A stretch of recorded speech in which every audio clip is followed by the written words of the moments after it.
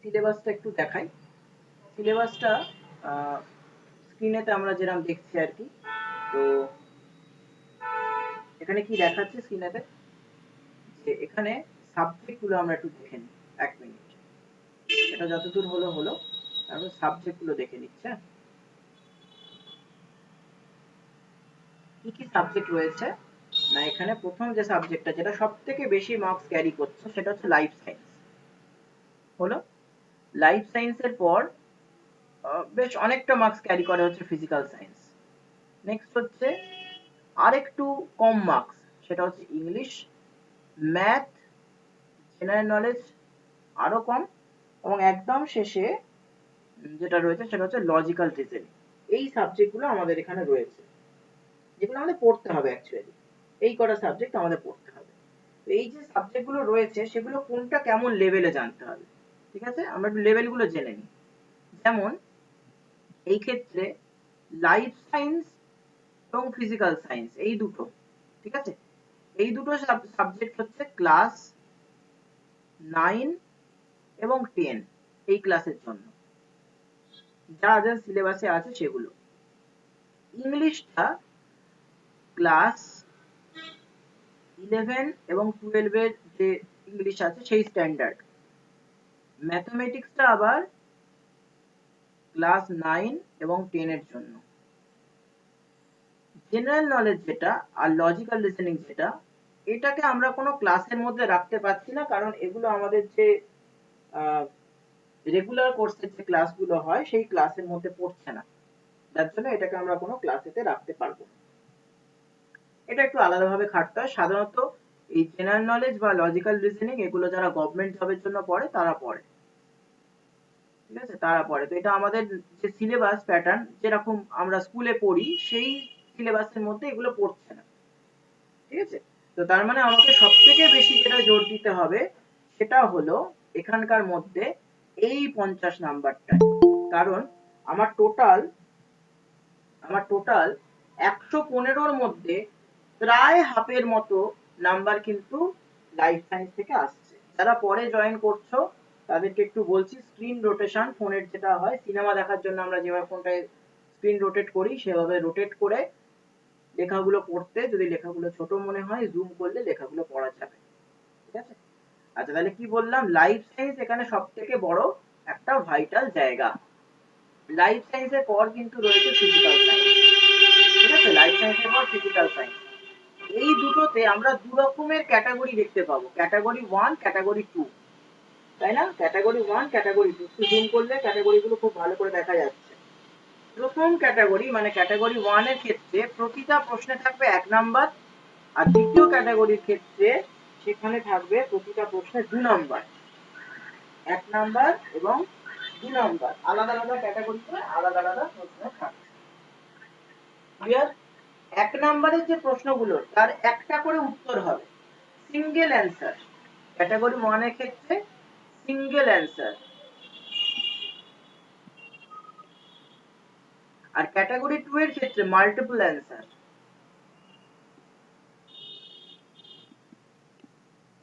এটা একটু বুঝিয়ে দিই, মাল্টিপল অ্যান্সার মানে কি। অনেকে ভাবে multiple choice question, MCQ question, না সেটা বলছি না। ক্যাটাগরি 1 এর মধ্যে থাকছে এমন প্রশ্ন যার উত্তর একটাই হবে, চারটের মধ্যে একটা হবে। অপশন থাকে না, এবিসিডি বলে অপশন থাকে, তার মধ্যে যে কোনো একটা হবে। ক্যাটাগরি 2 এর ক্ষেত্রে কিন্তু একাধিক উত্তর হতে পারে। এবার মনে করো যে এ তাতে একটা উত্তর, বি তাতে একটা উত্তর, সি তাতে একটা উত্তর এবং ডি তাতে একটা উত্তর। বিটা স্মল এ লিখি, ঠিক আছে। তো এর মধ্যে দেখা যাচ্ছে এ এবং বি দুটো উত্তর ঠিক। তুমি যদি বুঝতে পারোনি, তোমার মনে হচ্ছে যে বিটা ঠিক, তো তুমি বিটাতে টিক দিয়ে এসেছো বা গোল করে এসেছো, ওএমআর হবে, গোল করতে হবে, সেগুলো শিখিয়ে দেওয়া হবে।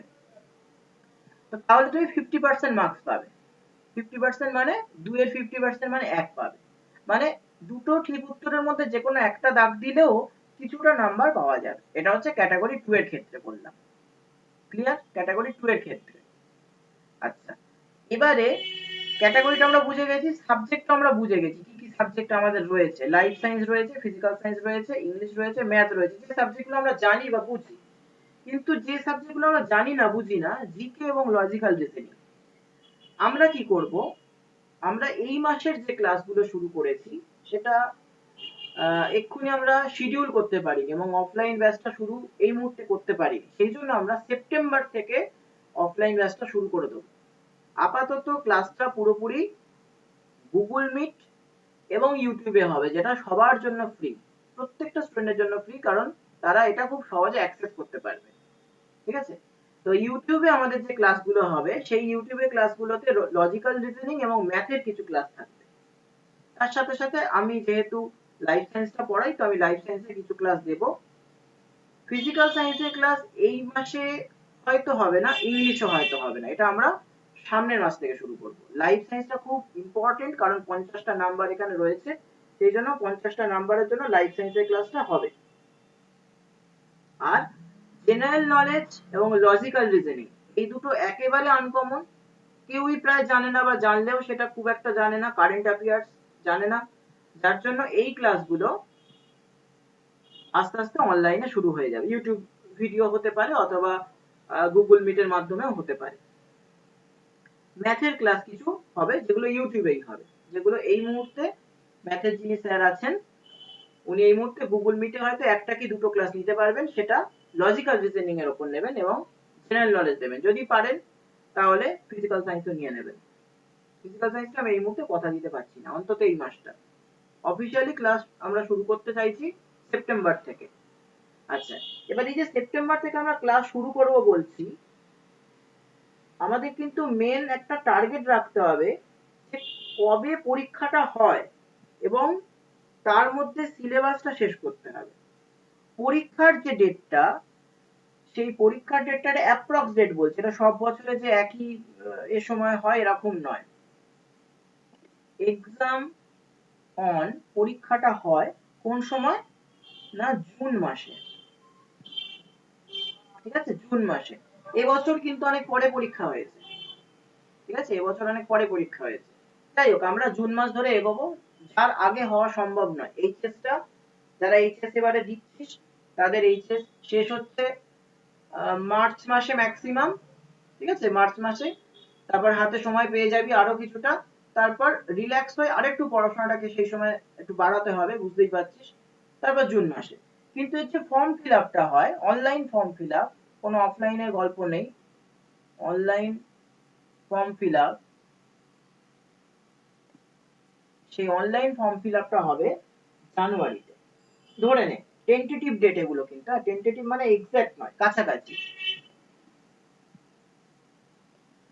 ফর্ম যখনই আর কি ওয়েবসাইটে বের হবে, আমি অলরেডি তোদের কিন্তু জানিয়ে দেবো গ্রুপেতে, যারা 12 আছে, 12 তদুর্ধ যারা আছে তারা তো এমনি জানতে পারবে, বা বাইরের স্টুডেন্ট যারা রয়েছে তাদেরকে আমি এমনি জানিয়ে দেবো, ওই গ্রুপটাতে থাকতে হবে। যখনই যা ইনফরমেশন এটা সম্বন্ধে বেরোবে, আমি সঙ্গে সঙ্গে আপডেট ওখানে দিয়ে দেবো। কারণ এই পরীক্ষাটা আগে হতো না। ঠিক আছে, আমি একটু জানিয়ে দিই, এই পরীক্ষাটা কিন্তু এই নিয়ে 2 বছর হচ্ছে। এর আগে কি হতো, এর আগে এইচএস এর রেজাল্ট অনুযায়ী এই মানে জিএনএম এ ভর্তি হয়ে যেত। এবার একটা জিনিস ভাব, যে যারা এখন 12 দিচ্ছিস তারা এটা বুঝতে পারবি, রিলেট করতে পারবি, তিনটে স্ট্রিম একই রকম রেজাল্ট করতে পারে না, তাই না? তিনটে স্ট্রিমে একই রকম রেজাল্ট করতে পারে না, তার উপর বিভিন্ন সাবজেক্ট আছে। যেমন কারুর ক্ষেত্রে যদি আমি সায়েন্স ব্যাকগ্রাউন্ড ধরি, কারুর তো সায়েন্স ব্যাকগ্রাউন্ডের মানে সাবজেক্ট গুলো বেশ শক্ত, ভালোই শক্ত। তো আমরা প্রতি বছর, আমি গোবিন্দপুর রত্নেশ্বর হাই স্কুলে পড়াই, আমি প্রতি বছর দেখেছি অল ওভার রেজাল্টে আর্টস কিন্তু এগিয়ে থাকে। কারণ আর্টস এর যে সাবজেক্ট গুলো সেগুলো স্কোরিং, স্কোরিং মানে নাম্বার ওঠে। সায়েন্সে ওঠে না এটা বলছি না, কিন্তু সায়েন্সে যদি সেই বছরের ব্যাচ খুব ভালো হয় তাহলে ঠিক আছে। কিন্তু ওভারঅল যদি আমরা দেখি, মাঝে মাঝে তো আমরা এটাও দেখি এইচএস এ যে ফার্স্ট সেকেন্ড থার্ড হচ্ছে তারা আর্টস থেকে হচ্ছে, তো আর্টসে কিন্তু নাম্বারটা ভালো ওঠে। এবং এটা একটা অপরচুনিটি করে দিয়েছিল যে আর্টস বা কমার্স থেকে যাতে নার্সিং এ যেতে পারে মেয়েরা, বা তখন ছেলেরা ছিল না, তখন মেয়েরা। কিন্তু এটা এটা কোনো জাস্টিস ছিল না, এটা এটা ভুল ছিল পদ্ধতিটা। তো কোনো কোনো সময় সায়েন্স থেকেও বেশি নাম্বার পেত, কোনো কোনো সময় কমার্স থেকেও বেশি নাম্বার পেত। তো তিনটে স্ট্রিমের পরীক্ষা তো আর একই রকম হয় না, তাদের সাবজেক্ট আলাদা, তাদের নাম্বারের তোলার পদ্ধতি আলাদা। আমি নিজে আর্টস এবং সায়েন্স দুটো পার্ট পড়াই, আর্টস এর ক্ষেত্রে আমি ইভিএস পড়াই, সায়েন্সের ক্ষেত্রে বায়োলজিক্যাল সায়েন্স পড়াই। তো আমি জানি যে কোথায় কিভাবে নাম্বার তুলতে হয়, দুটো আলাদা জায়গা, কারোর সাথে কারোর কোনো মিল নেই। এই কারণে West Bengal joint entrance board একটা সিদ্ধান্ত নিল যে না, এটা একটা পরীক্ষার মাধ্যমে হবে, এমন পরীক্ষা যেখানে লাইফ সায়েন্স এবং ফিজিক্যাল সায়েন্সকে দেখ খেয়াল করে ক্লাস 9-10 এর মতো রাখলো, যেটা সবাই পড়েছে, আর্টসের ছেলেমেয়েরাও পড়েছে, কমার্সেরাও পড়েছে এবং সায়েন্সরাও পড়েছে। এবং তার সঙ্গে ইংলিশটাকে রাখলো কিরকম ক্লাস 11-12 এর মতো, যাতে ইংলিশের স্ট্যান্ডার্ডটা মেনটেন হয়। এবং ম্যাথমেটিক্স, যেটা নিয়ে অনেকেরই একটা ভয় আছে, সেটাকে 9-10 এর মতো রেখেছে। ম্যাথমেটিক্স এর ক্ষেত্রে বীজগণিত থাকবে না, বাকিগুলো থাকবে, পাটিগণিত, পরিমিতি, ত্রিকোণমিতি, এই সমস্ত ব্যাপার স্যাপার থাকবে। নতুন আপডেট যদি হয়, বীজগণিত যদি অ্যাড হয়, তাহলে সেটা আমরা জানিয়ে দেব, সেভাবে ক্লাসে বীজগণিত করাবো। ঠিক আছে? আচ্ছা, তাহলে সিলেবাস যেটা রয়েছে তার মধ্যে ম্যাক্সিমাম নাম্বারটা দেখ 50, সেটা লাইফ সায়েন্স, প্লাস 25 কত হলো, 75 হলো, প্লাস অঙ্কে হলো 10। ঠিক আছে? 75 আর 10 হলো 85, তাহলে 115 এর মধ্যে 85 নাম্বার তুই 9-10 এর বই থেকে কমন পাচ্ছিস।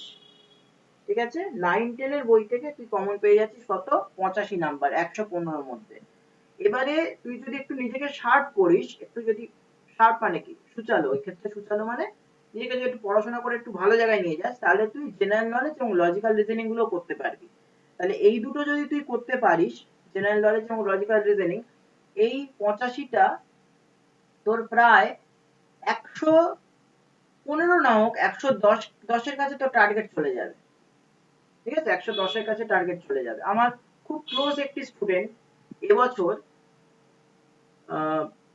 জিএনএম এ, জিএনএম এর না সরি জেন পাসেও এই একই রকম প্রায় থাকে, ওটা সায়েন্সরাই দিতে পারে, বাকি সব প্রায় সেম ধরে নেয়। তো সেখানে কিন্তু র্যাঙ্ক করেছে 2 এসসিতে, অনলি 2, মানে তার আগে পরে কোনো সংখ্যা না। ঠিক আছে? অনলি র্যাঙ্ক করেছে 2। এটা হলো, আমি জেএনএম এর কথা বলছি, ওটা জেন পাস ছেলেটি, এবং এটি ছেলে, তুই ভাব যে নার্সিং এর পরীক্ষা, সবাই কি জানে মেয়েরা সবসময় পরীক্ষা দেয়, তা কিন্তু নয়, একটি ছেলে পরীক্ষা দিয়েছে, বারিপুর হাই স্কুলের ছেলে, তার নাম ঐশিক সর্দার, সে র্যাঙ্ক করেছে 2, অনলি 2। আমি এটা দেখার পর আমার মনে হলো যে তাহলে তোরাও পারবি। সেটা হচ্ছে জেনপাস পরীক্ষা, জেনপাস মানে বিএসসি নার্সিং। আর আজকের আমরা যেটা নিয়ে কথা বলছি সেটা হচ্ছে ডিপ্লোমা নার্সিং। এই ডিপ্লোমা নার্সিং সবাই করতে পারবে, সায়েন্স আর্টস কমার্স থেকে সবাই করতে পারবে, এবং একটা সিকিউর জব, সরকারি চাকরি পেয়ে যাবি, প্রাইভেট পেলেও ভালো মাইনে।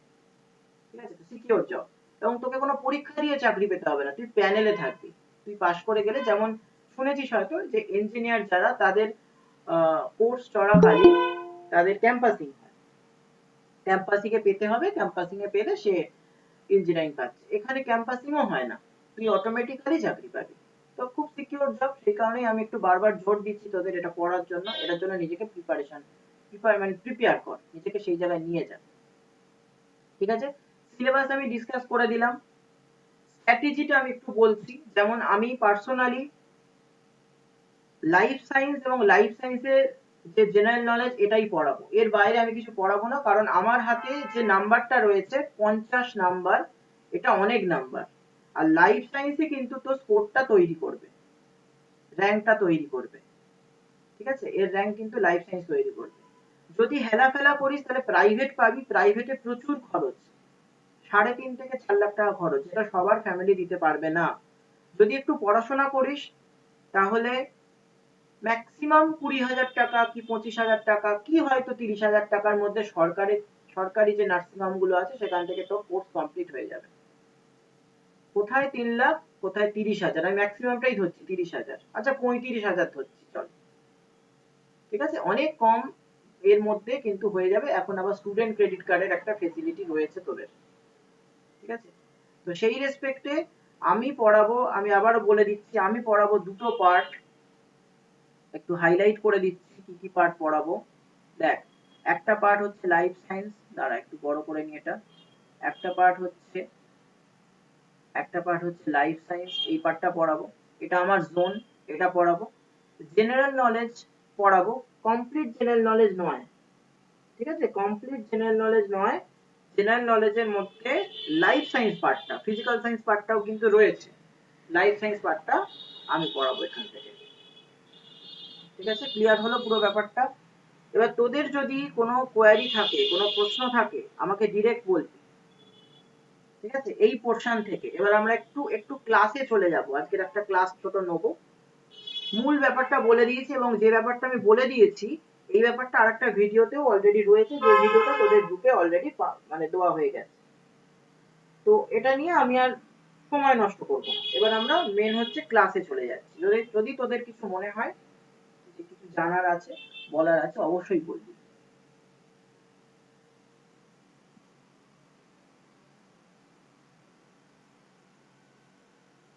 আচ্ছা, তো এটা আমি অফ করলাম। আজকের আমরা ক্লাসের যে পোর্শনটা সেটাই আসছি।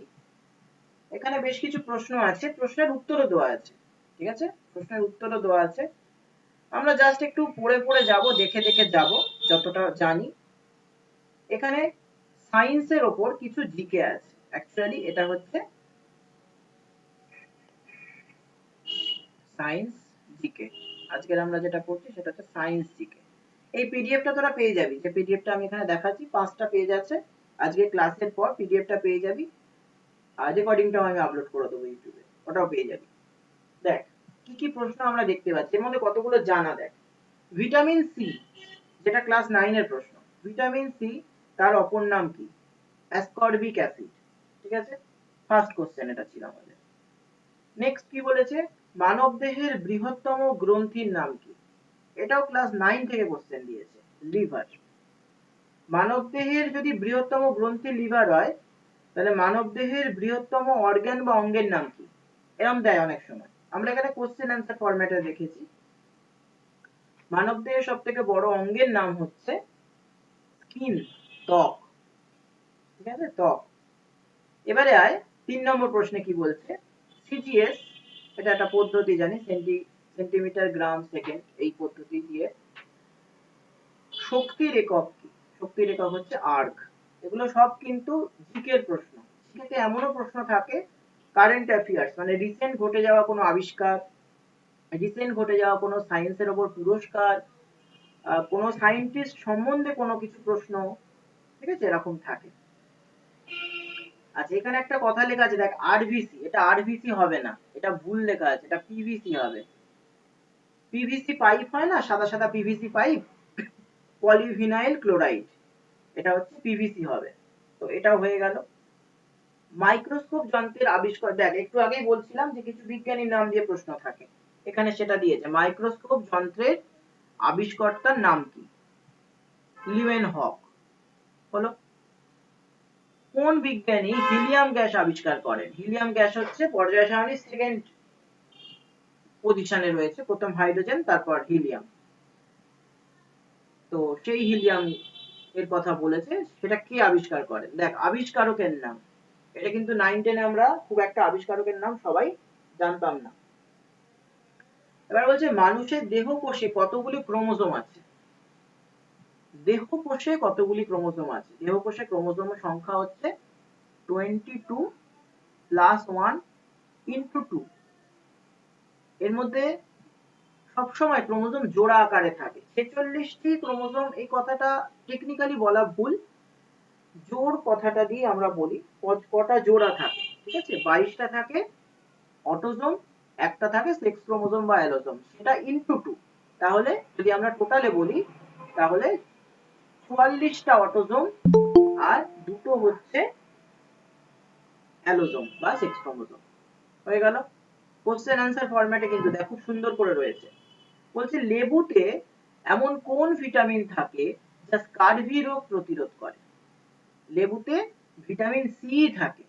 এখান থেকে দুটো প্রশ্ন আসতে পারে, লেবুতে কোন ভিটামিন থাকে, আবার এমনও প্রশ্ন দিতে পারে স্কারভি কোন রোগের, বা স্কারভি রোগের জন্য কোন ভিটামিন প্রযোজ্য, মানে কোন ভিটামিনের অভাবে স্কারভি রোগ হয়, এরকম প্রশ্ন দিতে পারে। কোন ধাতু সর্বাপেক্ষা হালকা? ঠিক আছে, সর্বাপেক্ষা হালকা সেটা হচ্ছে লিথিয়াম। আবার এরকম দিতে পারে তরল ধাতু কি? তরল ধাতু কি? তরল ধাতু হচ্ছে মার্কারি বা পারদ। এরকম ছোট ছোট কিন্তু খুব সুন্দর কোশ্চেন দেয়। মানে এগুলো তো পড়তেও ভালো লাগবে। কি করবি বলতো, বন্ধুদের মধ্যে না এগুলো জিজ্ঞেস করবি যে ধর তুই চারটে জানিস, হ্যাঁ, আর একটা বন্ধু 4 রকম জানে, দেখবি নিজেদের মধ্যে জিজ্ঞেস করবি তুই কতগুলো জানিস, সেটার উপর তোর তো একটা হলো যে হ্যাঁ আমি এতগুলো ওর থেকে বেশি জানি। প্লাস হচ্ছে তোর নলেজও বাড়লো, নিজেদের মধ্যে একটা গ্রুপ স্টাডি হলো, পড়াটাও এগিয়ে গেল। ঠিক আছে, এটা করবি, এটা না করলে কিন্তু এগোনো যাবে না। নিজেদের মধ্যে ছোটখাটো এরকম একটা কম্পিটিশন রাখতে হয়।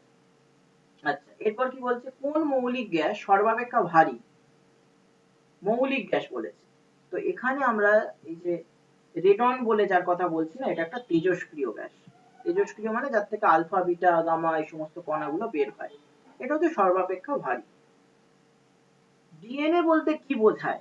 মানে এখানে ডিএনএ এর পুরো নাম চেয়েছে, deoxy ribo nucleic acid. Deoxy কথাটার মানে হলো অক্সিজেন বিহীন। ঠিক আছে, ডিঅক্সি কথার মানে হচ্ছে অক্সিজেন বিহীন। ডিএনএ এর কথা সবাই জানিস, ক্লাস বোধহয় 7 বা 8 এ প্রথম ডিএনএ ফুল ফর্ম তোরা শিখে গিয়েছিলিস। আচ্ছা, এবার হচ্ছে বায়ু, জল, ইস্পাতের মাধ্যমে শব্দের গতিবেগ কোথায় সর্বাধিক? আচ্ছা, এখানে মুখস্থ করার কিছু নেই, ভালো করে দেখে নে কি কি আছে। বায়ু আছে, জল আছে, আর ইস্পাত আছে। এটার পেছনে সায়েন্স আছে। হ্যাঁ, সায়েন্সটা কিটা? তা বলছে বায়ু, তার মধ্যে যে পদার্থের অণুগুলো আছে, অণু পরমাণু নিশ্চয়ই মনে আছে, যারা কমার্স বা আর্টস আছে নিশ্চয়ই নামগুলো মনে আছে, অণু বা পরমাণু। তো সেই অণুগুলো, তাদের যে ডিস্টেন্স, ঠিক আছে, একটা অণুর সাথে আর একটা অণুর যে ডিস্টেন্স, দূরত্ব, সেটা বায়ুতে বেশি। কারণ বায়ুতে যে মানে গ্যাসীয় অবস্থায় কণাগুলো থাকে। ঠিক আছে, বায়ুতে সবসময় গ্যাসীয় অবস্থায় থাকে, কঠিন অবস্থায় থাকে না। কঠিন অবস্থায় থাকলে সেটা বায়ুতে থাকতে পারবে না, তাই না? পৃথিবীর যে আকর্ষণ বল, তার জন্য সেটা পড়ে যাবে তলায়। তো যার জন্য গ্যাসীয় অবস্থায় থাকে। গ্যাসীয় অবস্থায় থাকলে কি হয়, প্রত্যেকটা কণার মধ্যে দূরত্ব অনেক বেড়ে যায়। এবারে জল, জলের মধ্যেও পদার্থের কণাগুলো কাছাকাছি চলে আসে, কিন্তু ইস্পাতের মধ্যে হচ্ছে সব থেকে কাছে চলে আসে। ঠিক আছে, সব থেকে কাছে চলে আসে ইস্পাতের মধ্যে। যে কোনো, শুধু ইস্পাত বলে না, যে কোনো কঠিন, অ্যাকচুয়ালি ইস্পাত হচ্ছে একটা কঠিন পদার্থ। কঠিন পদার্থের মধ্যে পদার্থের কণা খুব কাছাকাছি চলে আসে। দেখ আমি লিখেও দিয়েছি, পিডিএফটা তোর এরকম লেখা অবস্থাতেই পাবি। তো ইস্পাতের মধ্যে কঠিন পদার্থ থাকে বলে, বা কঠিন পদার্থের মধ্যে ইস্পাত পড়ে বলে, পদার্থের কণাগুলো খুব কাছাকাছি চলে আসে। ক্লিয়ার? যার পদার্থের কণা যত কাছাকাছি, তত তার মধ্যে দিয়ে শব্দ তাড়াতাড়ি যেতে পারে। দেখ, তোরা ছোটবেলায় একটা জিনিস করতিস, বেঞ্চের উপর কান দিয়ে বেঞ্চ বাজাতিস, খুব কানে লাগতো শব্দটা, কিন্তু যেই তুই কানটা তুলে নিবি, দেখবি অতটা জোরে শব্দটা হচ্ছে না, বেঞ্চের উপর জাস্ট ঠুক করে একটু মারলেই কানে লেগে যেত। তাই না? ছোটবেলায় সবাই করেছি স্কুলেতে এটা, আমিও করেছি। তো এইটা হচ্ছে এর প্রমাণ। হয়ে গেল ইস্পাত কেন হলো বলে দিলাম। এবার বলছে এমকেএস পদ্ধতিতে বলের একক কি? এগুলো তো তোরা পড়েছিস আগে, হয়তো এই মুহূর্তে সবার মনে নেই, কিন্তু পড়েছিস। নিউটন। আবার এই নিউটন কিন্তু একজন বিজ্ঞানীরও নাম। ঠিক আছে, বলতো আইজ্যাক নিউটন কি আবিষ্কার করেছিলেন? বল বল, একজন বলছিলিস, বল।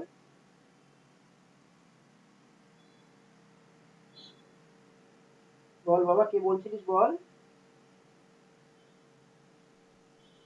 সেটা তো 3টে ল আবিষ্কার করেছিলেন ওই। 3টে ল? কি কি ল? বলের ওপর, তাই না? একটা তো ওই, হ্যাঁ স্যার, বলের ওপর। হুম, বলের ওপর। Very good. সব থেকে সহজ ল হচ্ছে থার্ড লটা, তাই না? সবাই মনে রাখতে পারে। ঠিক আছে, প্রত্যেক শেখাও। ক্রিয়ার সমান এবং হ্যাঁ, বিপরীতমুখী প্রতিক্রিয়া। ওটা সবাই মনে রাখতে পারে। প্রথম দুটো একটু গুলিয়ে যায়, প্রথমটা তো অনেকে তাও মনে রাখতে পারে, দ্বিতীয়টা খুব গুলিয়ে যায়।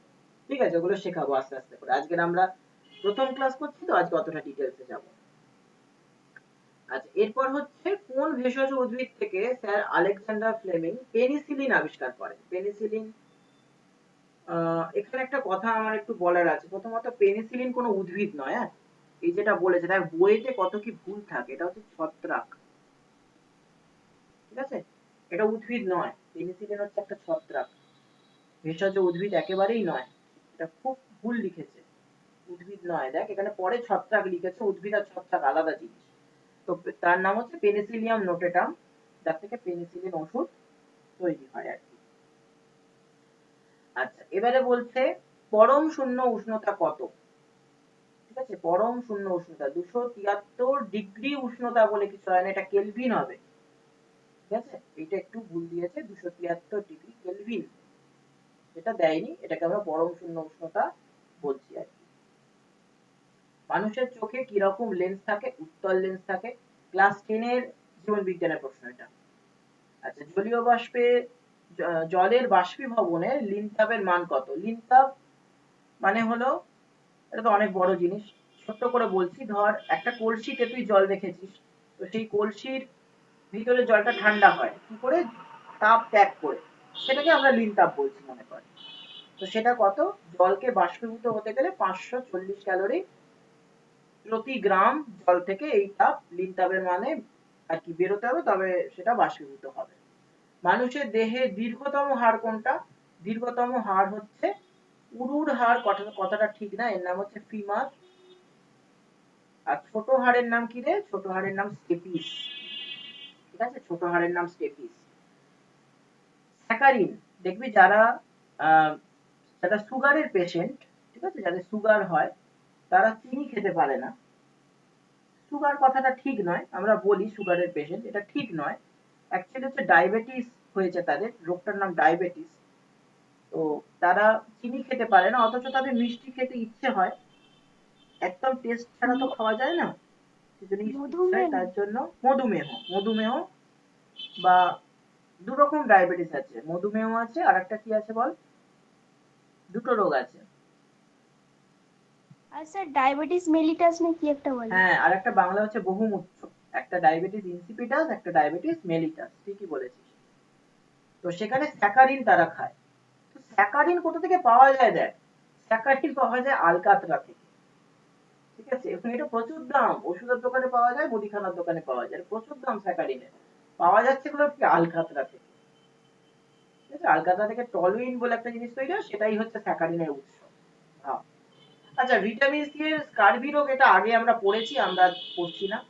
এবার কি বলছে, মাদাম কুরি কোন খনিজ পদার্থ থেকে রেডিয়াম আবিষ্কার করেছিলেন? ঠিক আছে,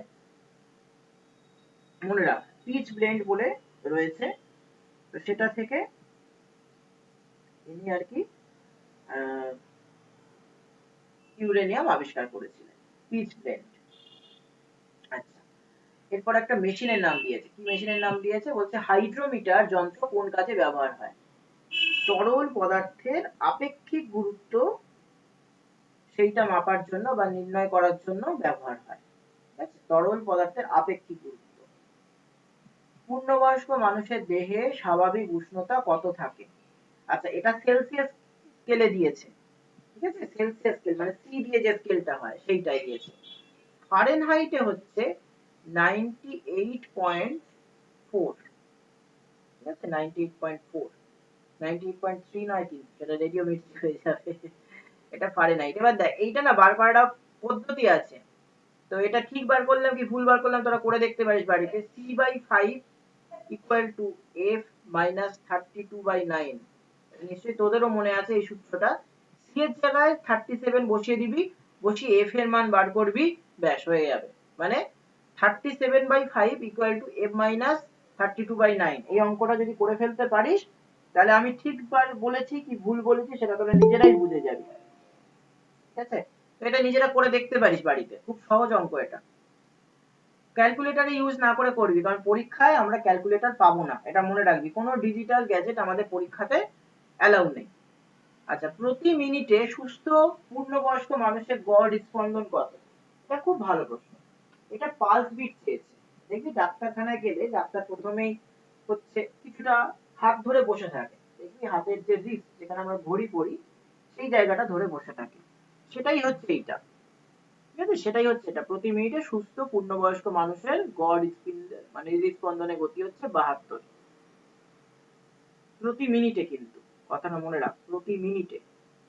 আচ্ছা, রক্তর রং লাল, লাল রক্তের কোন রঞ্জক পদার্থ সিল্ক, উল ইত্যাদি রঞ্জিত, এটা রঞ্জিত হবে, রঞ্জিত করতে ব্যবহৃত হয়।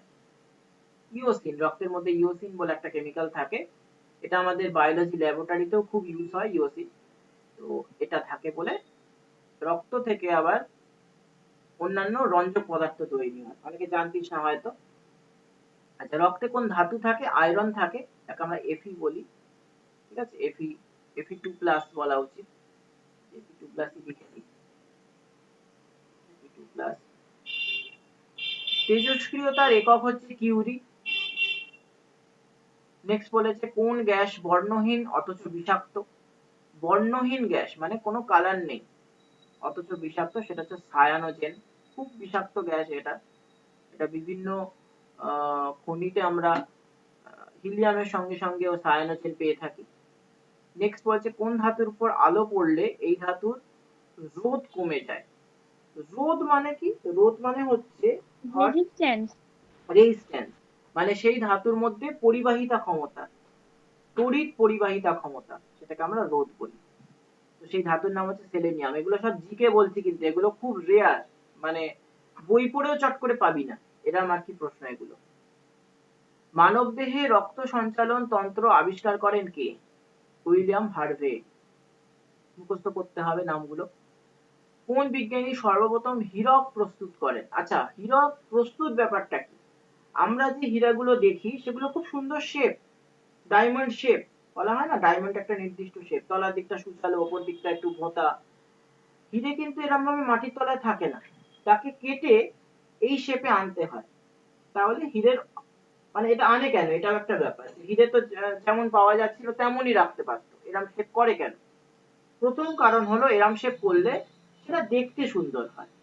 দ্বিতীয়ত এর যে ঔজ্জ্বল্যতা, মানে এর যে যতটা আলো বিচ্ছুরণ করে সেটা আরো বেশি বোঝা যায়, যার জন্য হিরেকে প্রস্তুত করতে হয়। তাহলে তুই একটা হিরে পেলি মনে কর কোনো জায়গা থেকে, তো তার দাম কিন্তু এখনকার বাজারে যে হিরেগুলো পাওয়া যায় সোনার দোকানে সেই হিরের মতো নয়, তার থেকে কম দাম। বোঝা গেল? পরেরটা কি বলছে যে বায়ু শূন্য স্থানে কোনো ভারী 1 পাউন্ড তুলা না 1 পাউন্ড লোহা? বায়ু শূন্য স্থানে কোনটি ভারী, 1 পাউন্ড তুলো নাকি 1 পাউন্ড লোহা? এটা হচ্ছে 1 পাউন্ড তুলো। এর কারণটা আমাকে একটু পরের দিন আমাকে জানাবি নেক্সট ক্লাস, এইটা আমি জিজ্ঞেস করবো। 32 নম্বর কোশ্চেন, দেখে রাখ, এই কারণটা আমার কিন্তু জানতে হবে, তোরা আমাকে জানাবি, কিন্তু আজকে আমি বলবো না। দুটোই কিন্তু 1 পাউন্ড। তাহলে বায়ু শূন্য স্থানে কেন একটার থেকে আর একটা বেশি ভারী? আমি একটা হিন্ট দিচ্ছি, দুটোর আয়তন এখানে একটা বড় কাজ করবে, আর বলবো না, শুধু আয়তন পর্যন্ত। আমাশয় রোগ সবারই কম বেশি হয়েছে, আমরা এই রোগটার সঙ্গে পরিচিত। তো তার জীবাণুর নাম কি? তার জীবাণুর নাম হচ্ছে এন্টামিবা হিস্টোলাইটিকা। বানানটা লিখেছে মানে লয় হর্ষ, এটা লয় আকার হর্ষই হবে, হিস্টোলাইটিকা। বানানটা পুরোই ভুল আছে, হিস্টোলাইটিকা। দাঁড়া আমি লিখে দিচ্ছি,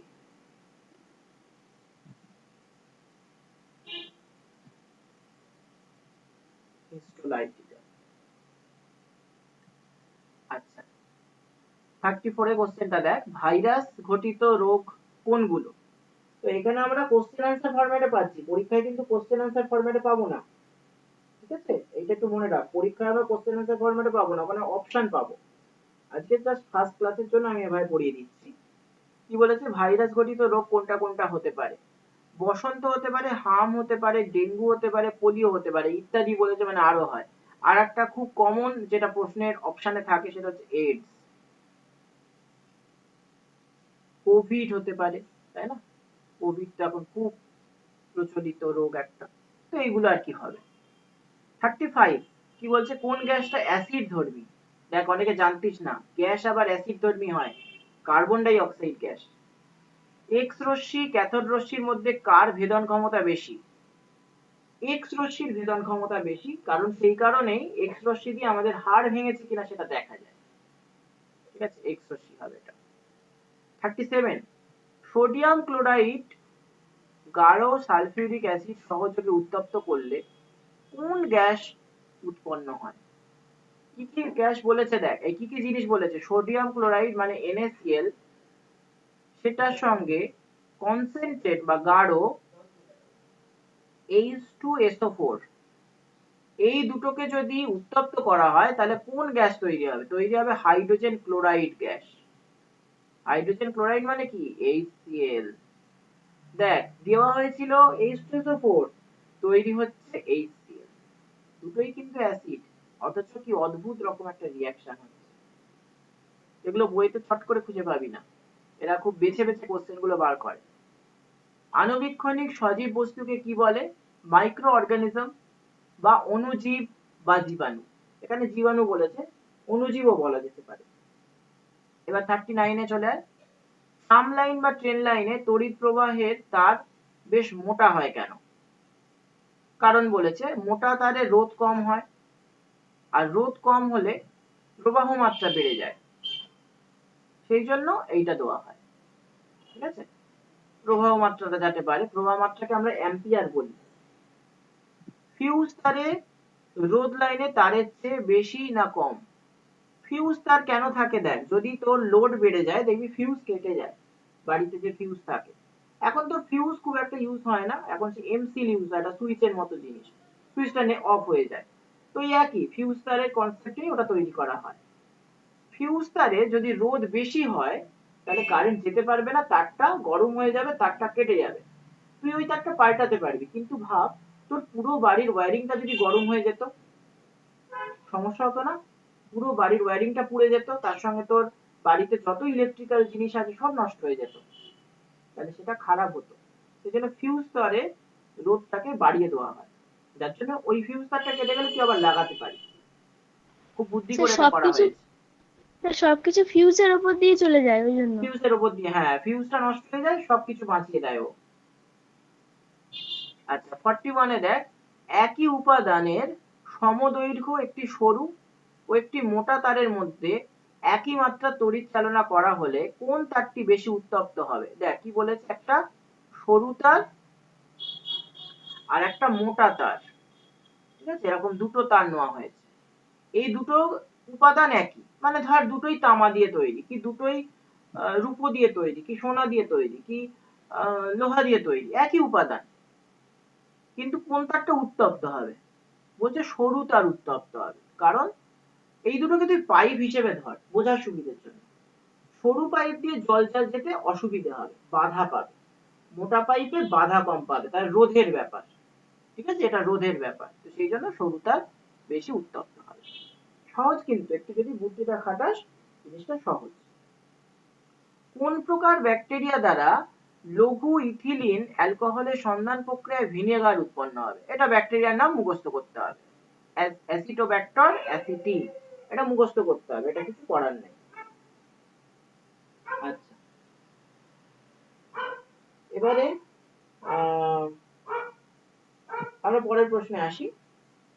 পরের প্রশ্নে কি বলছে, মৌলের পারমাণবিক গুরুত্ব তার কোনো একক থাকে না কেন? দেখ এখানে এই এত বড় অ্যান্সার কিন্তু তোকে দেবে না, তোকে উত্তরটা থেকে প্রশ্ন বার করতে হবে। বলবে যে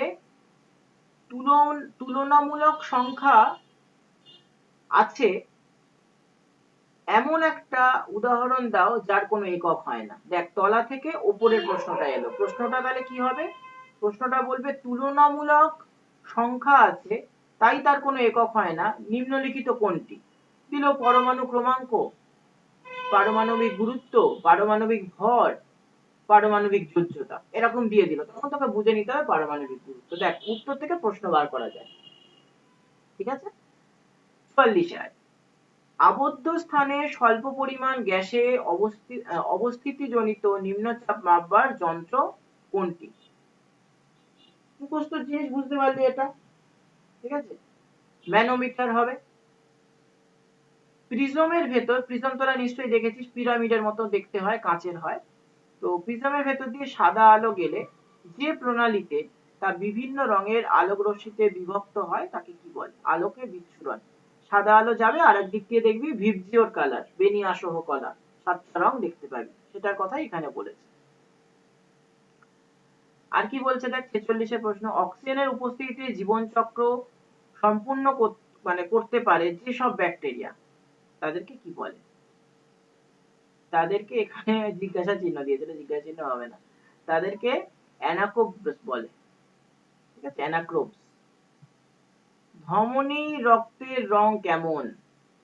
দেখ, এটার পেছনে একটা ইয়ে আছে। তোরা ভাবিস যে রক্ত সবসময় লাল, তা কিন্তু নয়। রক্তে যখন কার্বন ডাইঅক্সাইড নিয়ে যায় তখন রক্তের রং নীল হয়ে যায়, ঠিক আছে। যখন অক্সিজেন নিয়ে যায় তখন রক্তের রং লাল হয়। ধমনীর রক্তের রং হচ্ছে লাল। শিরা ও ধমনীর মধ্যে কোনটি দেহের গভীরে থাকে? ধমনী। ধমনী হয় মোটা, শিরা হয় পাতলা। এসব দেখবি এখনকার 11-12 এর বাচ্চারা অনেক ভুল কাজ করে ফেলে, তাই না? আমরা দেখেছি, এখন অনেক ছোটরাও হ্যাঁ করছে স্যার, এরকম কাজ। অনেকে যখন ওই শিরা কাটে, শিরা পাতলা বলে কি কাটে? শিরা পাতলা বলে কাটে, তাদের কোনো ক্ষতি হয় না। অ্যাকচুয়ালি ধমনী কাটতে হয়। কাউকে যেন সে কাজ নাই সব আবার। আচ্ছা, ধমনী আর শিরার মধ্যে কোনটিতে কপাটিকা থাকে? শিরাতে কপাটিকা থাকে। দেখ, একটা ফুল ফর্ম চেয়েছে, PUFA, poly unsaturated fatty acid, একে সংক্ষেপে পুফা বলে। ব্রোমিন জলে সালফার ডাই অক্সাইড গ্যাস পরিচালনা করলে কি ভৌত পরিবর্তন লক্ষ্য করা যাবে? একটা কালার চেঞ্জ হবে। লাল রঙের ব্রোমিন জল বর্ণহীন হয়ে যাবে, লাল রং থেকে সেটার আর কোনো রং থাকবে না, বর্ণহীন হয়ে যাবে। রক্তচাপ মাপার যন্ত্রের নাম কি? স্ফিগমোম্যানোমিটার। এইটা কি বলতো? প্রেসার মাপার জিনিস। সেই হাতেতে লাগিয়ে দেখবি একটা পাম্প করে, সেই যন্ত্রটার কথা এখানে বলেছে। বংশগতির একক কি? এটা ক্লাস 10 এর প্রশ্ন। জিন। কেউ কেউ এর নিচু ক্লাসে হয়তো জিনের নাম শুনেছিস। হৃৎপিণ্ডের যে ঝিল্লি দ্বারা আবৃত থাকে, মানে যে পর্দা দ্বারা আবৃত থাকে, ঝিল্লি মানে পর্দা বা মেমব্রেন, তার নাম হচ্ছে পেরিকার্ডিয়াম। ফুসফুসেরটার নাম বল দেখি। ফুসফুসের আবরণ পারবি না কেউ? প্লুরা। হৃৎপিণ্ডের আবরণ পেরিকার্ডিয়াম, ফুসফুসের আবরণ প্লুরা। আচ্ছা, শরীরে কোন ভিটামিনের ঘাটতি হলে রাতকানা রোগ হবে? Vitamin A.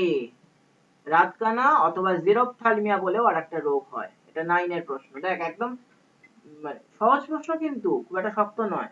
একটু পড়তে হবে তোদের। আমি পড়াবো, অসুবিধা, আমি আছি, আরেকজন স্যার আছে, ম্যাথ করাবেন, অসুবিধা হবে না। একটি স্নায়ুকোষের অ্যাক্সন ও অন্য একটি স্নায়ুকোষের ডেনড্রন, তার সংযোগস্থলকে কি বলে? সাইন্যাপস। সেই এরকম একটা ছবি ছিল, মনে আছে নিশ্চয়ই তোদের, এরকম ধরনের একটা ছবি ছিল, সাইন্যাপস। হ্যাঁ স্যার, মনে আছে স্যার। হ্যাঁ। বাষ্পীয় চাপের পরিমাপক যন্ত্রের নাম কি? টেনসিমিটার। এটা 11 এ আছে, মানে ইভিএস দের আছে, যাদের ইভিএস ছিল টেনসিমিটার। এটা কিন্তু এই একটা প্রশ্ন হট করে 11 থেকে দিয়ে দিয়েছে, দেখ। মানে জিকে তো, জিকে যে কোনো ক্লাস থেকে দিতে পারে, জিকের ওরকম কোনো ক্লাস নির্দিষ্ট নেই। আচ্ছা, কোন জৈব যৌগের কার্বন এবং হাইড্রোজেন থাকলে তাকে আমরা জৈব যৌগ বলবো? আংশিক কারণে মিথানল উৎপন্ন করতে পারে? কোন জৈব যৌগের আংশিক কারণে মিথানল উৎপন্ন করতে পারে? ইথাইল অ্যালকোহল, সেখান থেকে মিথানল বা মিথাইল অ্যালকোহল তৈরি হয়, ঠিক আছে। ইথাইল অ্যালকোহল থেকে আংশিককরণ মানে কি? তার মধ্যে ভেঙে দেওয়া। ইথাইল অ্যালকোহল মানে দুটো কার্বন যুক্ত অ্যালকোহল। মিথানল মানে হচ্ছে, বা মিথাইল অ্যালকোহল মানে হচ্ছে একটা কার্বন যুক্ত অ্যালকোহল। তাহলে সেখান থেকে একটা কার্বনের অংশকে তুই যদি বাদ দিয়ে দিস, তাহলে সেটা কি হয়ে যাবে? সেটা হয়ে যাবে তখন মিথানল। তার মানে ইথানল আর মিথানলের সংকেতটা একটু দেখে নে। ইথানল হচ্ছে CH3 CH2OH, আর মিথানল হচ্ছে CH3OH। বোঝা গেল? তো এইভাবে আমরা তাহলে দেখ, এখান থেকে একটা CH2 কে বাদ দিয়ে দে, তাহলে সেটা আংশিককরণ হয়ে গেল, কিছুটা বাদ চলে গেল। বাদ চলে গেলেই তাকে আমরা বলবো যে ইথানল। আচ্ছা, এবারে কি বলছে, হেপারিন কি? হেপারিন এখানে বলেছে যকৃতে প্রাপ্ত একটি জৈব রাসায়নিক যৌগ। তো এটা ঠিক কারেক্ট ডেফিনেশন নয়। হেপারিন হচ্ছে অ্যালার্জি প্রতিরোধক একটা পদার্থ, ঠিক আছে। লিখে রাখবি, মানে লিখতে হবে না, আমি পিডিএফ এ লিখে দিচ্ছি, পিডিএফটা তোরা পেয়ে যাবি। অ্যালার্জি প্রতিরোধক পদার্থ, সেটা হচ্ছে হেপারিন। ক্লোরিন ও কস্টিক সোডার পুনরুৎপাদন, এটা পুনরুৎপাদন হবে, পুনরুৎপাদনে ক্যাথোড রূপে কোন ধাতু ব্যবহৃত হয়? পারদ। ঠিক আছে, পারদ। আচ্ছা, এরপর কি বলছে, মানুষের মুখে কয় শ্রেণীর দাঁত থাকে?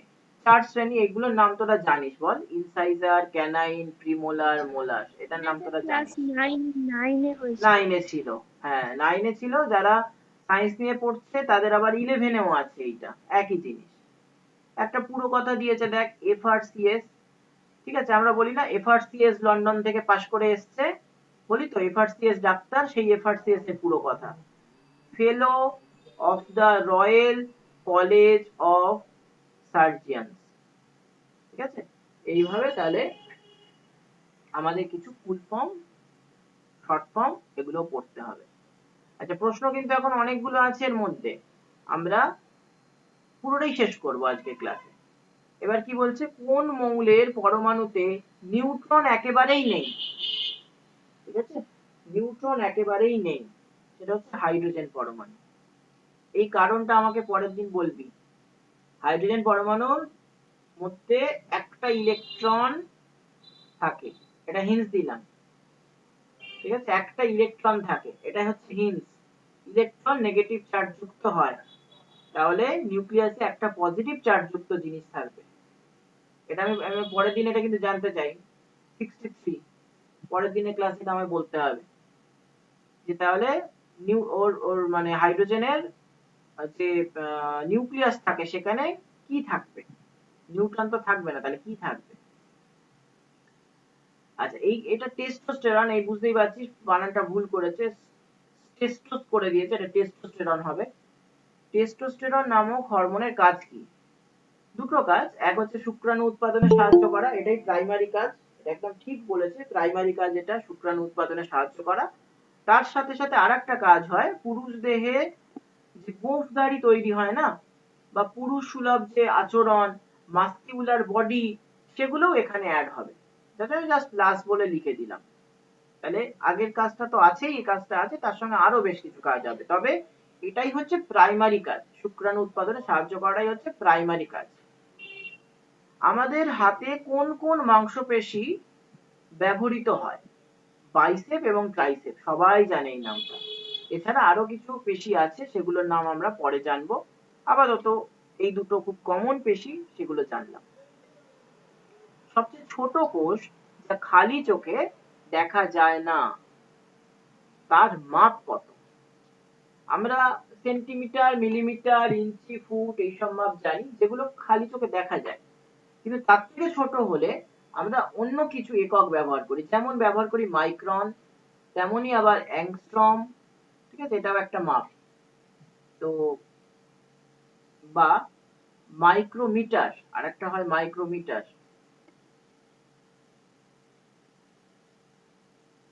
এরকম আরো অনেক কিছু মাপ আছে। এক টুকরো সোনা পারদে ভাসবে না ডুববে? ডুবে যাবে। তার কারণ হচ্ছে সোনার আপেক্ষিক গুরুত্বের থেকে পারদের আপেক্ষিক গুরুত্ব অনেক বেশি। এটা খুব সুন্দর প্রশ্ন একটা। ঠিক আছে, এখানে তোকে কিরাম দেবে দেখ, বলবে যে সোনার আপেক্ষিক গুরুত্বটা দেবে না, এরম ভাবে দিল, ধর প্রশ্নটাকে একটু ঘুরিয়ে দিল, যে বললো যে পারদের আপেক্ষিক গুরুত্ব বেশি হওয়ার জন্য কোনটি হবে, বলে এরকম অপশনের মধ্যে বিভিন্ন দিল, যে সোনা পারদের মধ্যে ভাসবে, সোনা পারদের মধ্যে ডুবে যাবে, সোনা কিছুটা এই ভেসে থাকবে, সম্পূর্ণ ডুববে না, এদের মধ্যে কোনোটি হবে না। ক্লিয়ার? এরকম ভাবে কয়েকটা টার্ম আর কি বলে দিল। ঠিক আছে, আচ্ছা নেক্সট হচ্ছে, জন্মের মুহূর্তে মানুষের মানে হৃদস্পন্দন কত হয়? যখন আমরা জন্মাই, যখন আমরা জন্মাই যে হৃদস্পন্দনটা আমাদের নর্মাল হয় হচ্ছে, ঠিক আছে, নর্মাল যেটা হয় সেটা কত? 72 স্যার। এই এই এই এই ওটা হৃদস্পন্দন নয়, ওটা পালস বিট। স্যার হৃদস্পন্দন আর পালস বিট একই না? না, আলাদা আলাদা। হৃদস্পন্দন হচ্ছে যেটা আমাদের বললাম, এটা মাপে, ব্লাড প্রেশার মাপে না, হ্যাঁ। কত? 120/80 তো। ও হ্যাঁ হ্যাঁ হ্যাঁ, ঠিক ঠিক। ঠিক আছে? হ্যাঁ, পালস বিট আলাদা জিনিস। পালস বিট হচ্ছে শিরার মধ্যে দিয়ে যখন ব্লাড ফ্লো হচ্ছে তার স্পন্দন, ওটা পালস বিটটা। আর হৃদস্পন্দনটা আলাদা, একটা সিস্টোল একটা ডায়াস্টোল। ঠিক আছে, এটা পড়াবো, এটা না পড়ালে এই জায়গাটা একটু ক্লিয়ার করতে হবে। আচ্ছা, সেটা দেখ 120/80 থাকে, সেই সময় হৃদস্পন্দনের হার হয়ে যাচ্ছে 140। যদিও এটা অ্যাকচুয়ালি কিন্তু ব্লাড প্রেশার। এটা অ্যাকচুয়ালি ব্লাড প্রেশার, এটা হৃদস্পন্দন বলাটা ভুল হবে।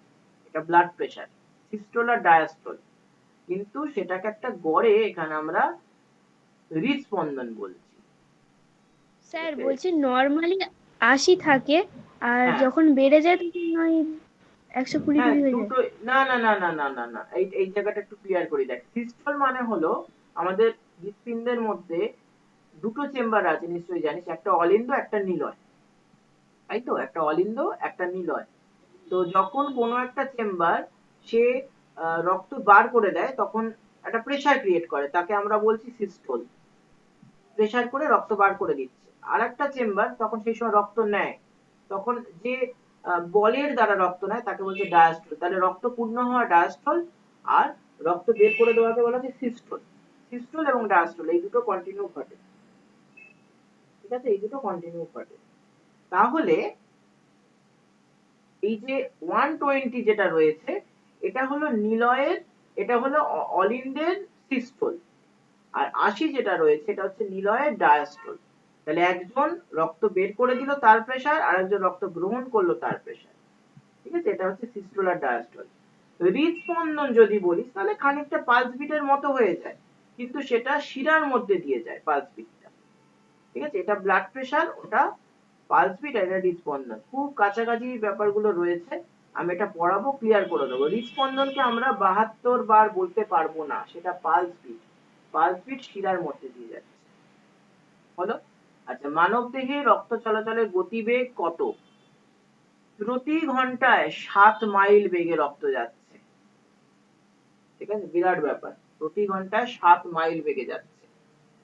কোন আঙুলের নখ সবচেয়ে তাড়াতাড়ি বাড়ে? এটা খুব অদ্ভুত প্রশ্ন, কেউ জানে না কিন্তু। ডান হাতের মধ্যমার নখ মানে মিডল ফিঙ্গার যেটা, তার ডান হাতের নখটা সব থেকে তাড়াতাড়ি বাড়ে। আমি নিজেও জানতাম না, পড়াতে গিয়ে আজকে দেখলাম। মানব দেহে পেশির সংখ্যা কটা? না 556টা। মানব দেহে হাড়ের সংখ্যা কটা বল? হাড়ের সংখ্যা 206টা। 206টা তো আচ্ছা অ্যাডাল্টদের, অ্যাডাল্টদের। আর যারা বাচ্চা তাদের হাড়ের সংখ্যা কটা বল? 300 কত যেন, না না না। 310। হ্যাঁ, ও হ্যাঁ। 310। করটিতে কটা হাড় আছে? 22টা। মানুষের প্রতিটি পায়ে কয়টি করে অস্থি থাকে? 30টা। হ্যাঁ। মানুষের মস্তিষ্কের ওজন কত? ভাব, মানুষের মস্তিষ্কের ওজন প্রায় 1.5 কেজির কাছাকাছি, 1.36 কেজি। এটা যদিও অ্যাপ্রক্স বলেছে, এটা একদম এক্সাক্ট নয়, সবার ব্রেন একই হয় সবার না। মাথা তো সমান না, বড় সমান নয়, ছোট আছে। বড় ছোট আছে। একটি সরলরেখার উপর একটি বিন্দুর মাপ কত ডিগ্রি? তারা ওপরে লিখেছে 180 ডিগ্রি। দেখ, দেখে নে, একটা সরল রেখা, কি বলেছে, একটা সরল রেখার উপর একটা বিন্দুর মাপ কত? 180 ডিগ্রি। ঠিক আছে, জিনিসটা বুঝে নিবি। আচ্ছা, এবারে আয় পরের প্রশ্নে। পরের প্রশ্ন বড্ড বড় রে, কি দিয়েছে রে? হাইড্রোজেন ভরা বেলুন ওপরে উঠতে উঠতে এক জায়গায় গিয়ে স্থির হতে বাধ্য কেন? বলতো কোন লেয়ারে গিয়ে স্থির হয়ে যায়? এই তো অনেকে ভূগোলের স্টুডেন্ট আছিস, অনেকে ইভিএস এর স্টুডেন্ট আছিস, বল। স্ট্যাটাস। স্ট্র্যাটোস্ফিয়ার? তাই তো মনে হচ্ছে, যাই না। ট্রোপোস্ফিয়ার নয় তো? স্ট্র্যাটোস্ফিয়ার জানি না না। ট্রোপোস্ফিয়ার না আয়োনোস্ফিয়ার? আরো কনফিউজ করে দিচ্ছি রে।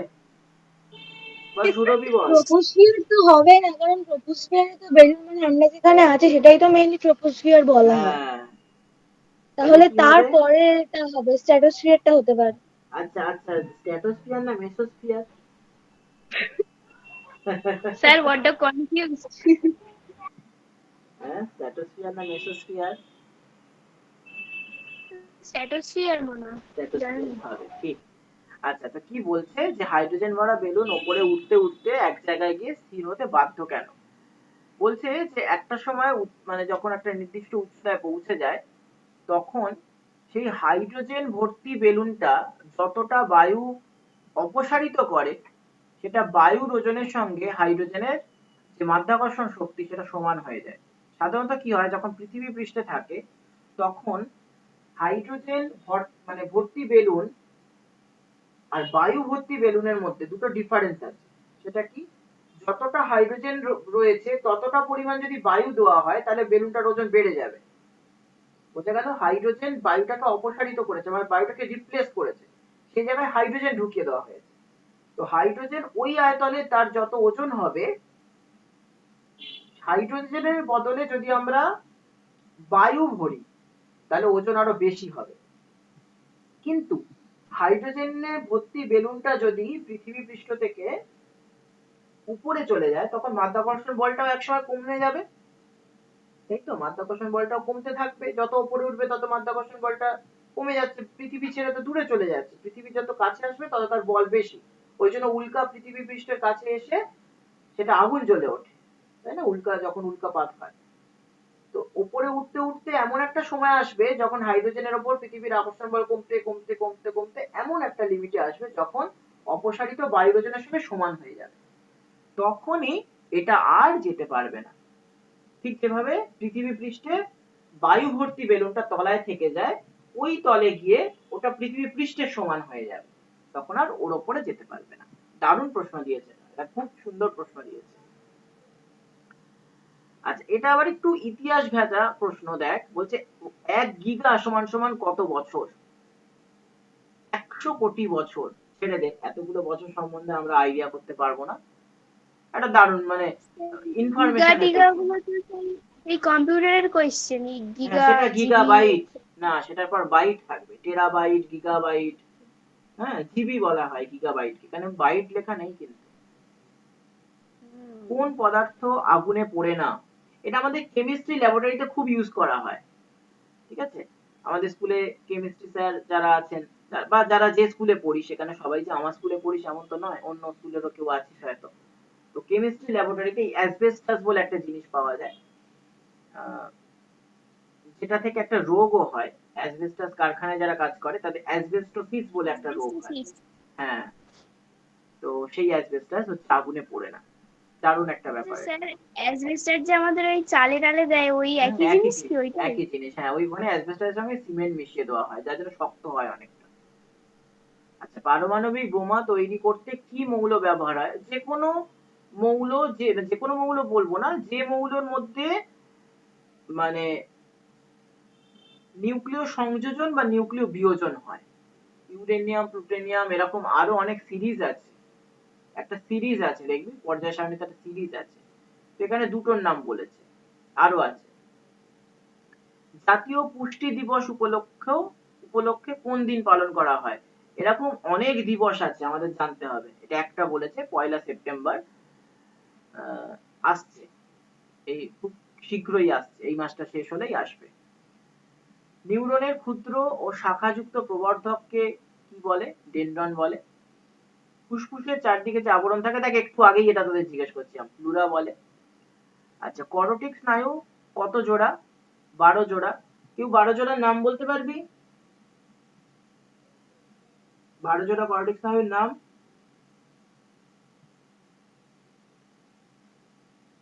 পারবি না? ক্লাস 10-এ ছিল। স্যার অলফ্যাক্টরি, মনে আছে অকিউলোমোটর, ট্রাইজেমিনাল, হ্যাঁ, আমি মাঝখান থেকে কয়েকটা বলছি, গ্লোসোফ্যারেঞ্জিয়াল, ভেগাস, ঠিক আছে, টকলিয়ার, অ্যাবডিউসেন, স্পাইনাল অ্যাক্সেসরিজ। 12 জোড়া স্নায়ু, এটা মুখস্থ করতে হবে। আমি একটা সূত্র শিখিয়ে দেবো, হ্যাঁ, যে সূত্র হচ্ছে 12 জোড়া স্নায়ু খুব ইজিলি মুখস্থ করা যায়। যখন আমি পার্টিকুলার ক্লাসগুলো করাবো তখন শেখাবো, আজকে তো জাস্ট কোশ্চেন অ্যান্সার হচ্ছে। আচ্ছা, এটা হচ্ছে করোটিক স্নায়ুর কথা বললাম। সুষুম্না স্নায়ু থাকে হচ্ছে 31 জোড়া। মানুষের মস্তিষ্কের ওজন কত? ও আবার দিয়েছে রে, একই কোশ্চেন বেকার রয়েছে, এরকম দুবার রিপিট হয়েছে কোশ্চেন। আচ্ছা, প্রাণীদেহে ভারসাম্য রক্ষায় মস্তিষ্কের কোন অংশ কাজ করে? লঘু মস্তিষ্ক, মানে পিছনের দিকে থাকে। সর্বাপেক্ষা দীর্ঘ প্রাণীকোষ কি? সর্বাপেক্ষা দীর্ঘ মানে লম্বা স্নায়ুকোষ। সবুজ রঙের প্লাস্টিডকে কি বলে? ক্লোরোপ্লাস্ট বলে। এটা প্লান্ট লিখেছে, এটা প্লাস্ট হবে, শয়টয়। আচ্ছা, সবুজ রঙকে যদি ক্লোরোপ্লাস্ট বলে, লাল রঙকে কি বলবে রে? লাল রঙের প্লাস্টিডকে কি বলবে? ফুলেতে থাকে তো লাল রঙের প্লাস্টিড, ক্রোমোপ্লাস্ট। ঠিক আছে? আর গাছের মূল, সেখানে কোনো কালার থাকে না, তাকে কি বলে? লিউকোপ্লাস্ট। লিউকোপ্লাস্ট। হ্যাঁ। সালোক সংশ্লেষ প্রক্রিয়ার জন্য, এটা জন্য হবে, ঠিক আছে, এটা জন্য হবে। যাই হোক, কি একটা লিখে দিয়েছে, জনজ না কি একটা লিখে দিয়েছে, জন্য না, এটা জ ফেলা হবে, সরি। কত অণু জলের প্রয়োজন হয়? 12 অণু জলের প্রয়োজন হয়। পূর্ণাঙ্গ ব্যক্তির ফুসফুসের বায়ু ধারণ ক্ষমতা কত? না 6 লিটার বায়ু ধারণ ক্ষমতা। মানুষের রক্তে অক্সিজেন বহন কে করে? হিমোগ্লোবিন। জানি সেটা নিশ্চয়ই। স্নেহ পদার্থের ক্যালোরি মূল্য কত? 9.3 kcal পার গ্রাম, প্রতি গ্রাম থেকে। আচ্ছা, জীববিদ্যা নিউরন কাকে বলে? ডারউইনকে। নিউরন মানে কি? নিউরন মানে হচ্ছে যে আমাদের কোষের ক্ষেত্রে ভাব, মানে শরীরের ক্ষেত্রে নিউরন হচ্ছে যার দিয়ে সমস্ত ইনফরমেশন যায়। ডারউইনের কাছে প্রচুর ইনফরমেশন ছিল, সেই জন্য জীববিদ্যা নিউরন বলে। ত্বকের অনুভূতির সংগ্রাহককে? এপিডার্মিস। এপিডার্মিস হচ্ছে ত্বকের সবথেকে বাইরের অংশ, তাকে এপিডার্মিস বলে। ভিতরের অংশকে এন্ডোডার্মিস বলে। প্রজনন ক্ষমতা হ্রাস ঘটে কোন ভিটামিনের অভাবে? মানে এই ভিটামিনটা কম খেলে মানুষের প্রজনন ক্ষমতা বা জন্ম দেওয়ার ক্ষমতা কমে যাবে, ভিটামিন ই। মানবদেহের মস্তিষ্কের বৃহত্তম অংশের নাম সেরিব্রাম, যাকে আমরা গুরু মস্তিষ্ক বলি। ঠিক আছে? স্যার বলছে যে সেরিব্রাল অ্যাটাক হয় ওইটার জন্য। হ্যাঁ, ওই জায়গাটায় হয় বলে এটাকে সেরিব্রাল অ্যাটাক বলছে, গুরু মস্তিষ্ক। হলো। মানুষের শ্রুতি গ্রাহ্য শব্দের মাত্রা কত? শ্রুতি গ্রাহ্য এখানে লেখে নিও, একক দিয়ে দিয়েছি, দেখ। 65 ডেসিবেল তো। হ্যাঁ, শ্রুতি গ্রাহ্য হচ্ছে 65 ডেসিবেল, লিখে নিয়ে এলাম। আচ্ছা, কোন অঙ্গের কাজ ব্যাহত হলে ডায়ালাইসিস করানো হয়? কিডনি বা বৃক্ক। হয়েছে? 110টা আছে, এই অলরেডি 99 চলছে। রাতকানা রোগ কেন হয়? না রড কোষের অক্ষমতার জন্য হতে পারে, আর একটা কারণ হতে পারে ভিটামিন এর অভাবে। ঠিক আছে? ভিটামিন এ এর অভাবে। মানব দেহে যকৃতের ওজন সাধারণত কত? হ্যাঁ বল বাবা। স্যার বলছি রড কোষও থাকে, কোন কোষও থাকে তো না? হ্যাঁ হ্যাঁ, একদম। দুটো কোষ হচ্ছে আলাদা আলাদা আলোতে দেখতে সাহায্য করে। রড কোষ হচ্ছে সাধারণত কম আলোয় দেখতে সাহায্য করে। এই রড কোষ বিড়াল, কুকুর বা যারা নকটার্নাল অ্যানিমেল, মানে রাত্রে ঘুরে বেড়ায়, সেই সব অ্যানিমেলে বেশি থাকে। ঠিক আছে? সেই সব অ্যানিমেলে বেশি থাকে, আমাদের কম থাকে। আমরা তো রাতে অত ঘুরে বেড়াই না, আমরা দিনের বেলায় ভালো দেখি। আচ্ছা, মানব দেহে যকৃতের ওজন, এগুলো একটু মুখস্থ জিনিস, এগুলো আমি জানি না, সত্যি মনে রাখতে পারি না, তোরা একটু পড়ে নিস। ত্বকের বহিঃস্তরকে এপিডার্মিস বলে। আবার রিপিট করেছে প্রশ্নটা। কেন্দ্রীয় স্নায়ুতন্ত্র যে আবরণ দ্বারা আবৃত থাকে তাকে মেনিনজেস বলে। মস্তিষ্কের আবরণ এবং সুষুম্না কাণ্ডের আবরণকে একত্রে মেনিনজেস বলে। মানে কেন্দ্রীয় স্নায়ুতন্ত্রের মধ্যে দুটো অংশ আছে, এক হচ্ছে মস্তিষ্ক ও সুষুম্না কাণ্ড।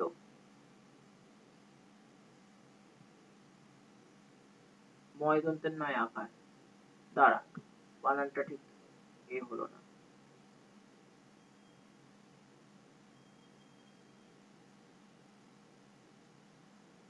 সুষুম্না কাণ্ড,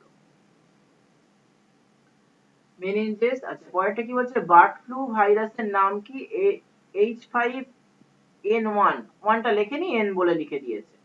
ঠিক আছে? H5N1 bird flu. Bird flu যখন হয়, আমার মনে হয় না তোরা সেই সময়টা অতটা জানিস। সেই সময় মুরগি কেউ তো খাচ্ছে না, মুরগির ডিমও কেউ খাচ্ছে না, মুরগি প্রচুর কম দাম হয়ে গেছিল। ধর এখন তো প্রায় 200 বা 200-র উপরেও মুরগি পাওয়া যায় কোনো কোনো দোকানে। তখন মুরগির দাম 10 টাকা 20 টাকা পিস হয়ে গেছিল। ঠিক আছে, এত কম দাম, তাই লোকে নিত না। সে এত কম বাবারে। হ্যাঁ হ্যাঁ, খুব কম। কেউ কেউ মুরগি ফ্রিতে দিয়ে দিত। এমন একটা অবস্থা হয়ে গেছিল। এটা বোধহয় প্রায় 2000 সালে নাগাদ হয়েছিল, আমি যদি ভুল না করি, বা 2000 সালের পরে হয়তো হয়েছিল। তোদের জানার কথা নয় সেটা। থাইরয়েড গ্রন্থি কোথায় অবস্থিত? Tracheal ring. আচ্ছা, এই জায়গাটা ঠিক বোঝাতে পারবো না, ট্রাকিয়াল রিং, আমি অন্যভাবে বোঝাচ্ছি। ট্রাকিয়াল রিং কথাটার সঙ্গে তোরা পরিচিত নয়। এটা হচ্ছে আমাদের যে গলার মাঝখানে দেখবে একটা উঁচু জায়গা থাকে, যাকে অ্যাডামস অ্যাপেল বলে, ষড়যন্ত্র যেখানে থাকে। ষড়যন্ত্র মানে ওই সেই ষড়যন্ত্র নয় যে ষড়যন্ত্র সিরিয়ালে দেখি শাশুড়ি বউয়ের মানে মধ্যে ওই হয়। বাগযন্ত্র, তাই তো? বাকযন্ত্র, হ্যাঁ বাকযন্ত্র, তার ঠিক দুই সাইডে থাকে। ঠিক আছে, তার ঠিক দুই সাইডে থাকে। আচ্ছা, প্রাপ্তবয়স্ক লোকেদের থাইরয়েড গ্রন্থির ওজন কত? না বলছে 20 থেকে 35 গ্রাম। ট্রাইআয়োডোথাইরোনিন এবং ক্যালসিটোনিন এই দুই হরমোনের কোন গ্রন্থি থেকে ক্ষরিত হয়? ট্রাইআয়োডিথাইরোনিন হচ্ছে T3 বলে একটা হরমোন হয়, আর T4 হচ্ছে থাইরক্সিন। ক্যালসিটোনিন একটা আলাদা হরমোন। এগুলো সব তিনটে হরমোন, T3, T4 এবং ক্যালসিটোনিন, এই তিনটেই থাইরয়েড গ্রন্থি থেকে ক্ষরিত হয়। থাইরক্সিন হরমোন কম যদি ক্ষরণ হয় তাহলে বয়স্কদের মিক্সিডিমা হয়, আর বেশি হলে গলগণ্ড হয়। প্রতি মিলিগ্রাম থাইরক্সিন বিএমআর কে ক্যালোরি বাড়িয়ে দেয় কত? 1000 ক্যালোরি। থাইরক্সিন অধিককরণের ফলে কি হয়? একটু আগেই বললাম, গলগণ্ড হয়, সেটাই দিয়েছে। রক্তে ক্যালসিয়ামের পরিমাণকে নিয়ন্ত্রণ করে কে? প্যারাথর্মোন। ঠিক থাইরয়েড গ্রন্থির তলায় একটা গ্রন্থি থাকে, প্যারাথাইরয়েড গ্রন্থি, সেখান থেকে প্যারাথর্মোন বের হয়। ঠিক আছে, তাহলে আজকের আমরা 110টা বলবো না, কারণ ভেতরে দুটো তিনটে কোশ্চেন রিপিট ছিল, আর প্রায় 100টার উপরে কোশ্চেন আমরা করলাম মিশিয়ে। আমরা করলাম সাধারণ বিজ্ঞান বা জেনারেল সায়েন্স থেকে। নেক্সট ক্লাস আমি দেখছি কি টপিক করা যায় বা কিভাবে করা যায়। তো সেইভাবে আমরা ক্লাসগুলো এগোবো। যেহেতু এই গ্রুপে সবাই এখনো যুক্ত হতে পারেনি বা সবাই পায়নি, আমি রেকর্ডিংটা পাঠিয়ে দেবো গ্রুপেতে। রেকর্ডিংটা দুটো সেকশনে হয়েছে, এটাকে একটু এডিট করে জুড়ে দিতে হবে। নেক্সট ওটাকে আমি পাঠিয়ে দেবো গ্রুপেতে। যারা পায়নি তারাও পেয়ে যাবে। এবং তোদেরকে আমি একটু পার্সোনালি সবাইকে বলে রাখছি, যারা ক্লাসে আসিস তারা এই রেকর্ডিংটা যারা পাচ্ছে না তাদেরকে একটু পাঠিয়ে দিবি। ঠিক আছে, শেয়ার অপশন তো খোলা আছে, একটু পাঠিয়ে দিবি। আর একটা ব্যাপার আমি বলে রাখছি, আমি জানি না ম্যাথ স্যার কবে ক্লাস নেবেন, আমি স্যারের সঙ্গে কথা বলছি। as early as possible উনি যদি ফিজিক্যাল সায়েন্স বা ম্যাথের উপর কোনো ক্লাস নেন তাহলে খুব ভালো হয় আর কি। তো এই মাসে আমাদের ক্লাসগুলো একটু হ্যাপাজার্ড হবে, আমরা এখনো পর্যন্ত ঠিক শিডিউল করতে পারিনি। আমরা খুব শিগগিরই একটা শিডিউল করে দেবো। যেসব স্টুডেন্টরা কাছাকাছি আছে তাদের জন্য অফলাইন ব্যাচ শুরু করে দিতে পারি, যারা দূরে আছে তাদের জন্য অনলাইন করতে পারি। যদি সেটা তোদের সঙ্গে আমি কথা বলে নিচ্ছি, দেখা যাক কিভাবে কি করলে আর কি সুবিধা হয় তোদেরকে। বিশেষ করে আমি সায়েন্সের তো রাখছি, সায়েন্স ছাড়াও যারা আর্টস বা কমার্সের আছে তাদের জন্য আমি স্পেশালি এতদিন করিনি। অনেক গার্জেন আমাকে অনেকবার রিকোয়েস্ট করেছিল, কিন্তু এবার আমি সত্যি দেখলাম যে না, একটা এইচএস পাস ছেলে মেয়ে তারা নর্মালি কলেজে ভর্তি হচ্ছে, শুধুমাত্র গ্রাজুয়েশন করছে, তারপরে তার কাছে রাস্তা খুবই ন্যারো হয়ে যাচ্ছে। রাস্তা নেই বলবো না, কিন্তু রাস্তাটা খুব সরু হয়ে যাচ্ছে, তার কাছে ন্যারো হয়ে যাচ্ছে। তার জন্য এই অপশনটা সবার জন্য একটা খুব ভালো অপশন। একটু ভালো করে যদি পড়াশোনা করিস, আমি তো তোদের গাইড করছি বরাবর, তার সঙ্গে আরো স্যার ম্যাডামরা থাকবেন যারা এগুলো পড়াবেন আর কি। তো তাদের কথা যদি একটু ঠিকঠাক ভাবে শুনিস, আমার মনে হয় না যে তোদের অসুবিধা হবে। ঠিক আছে, তো আজকের আমি ক্লাসটা এখানে শেষ করছি, রেকর্ডিংটা অফ করছি।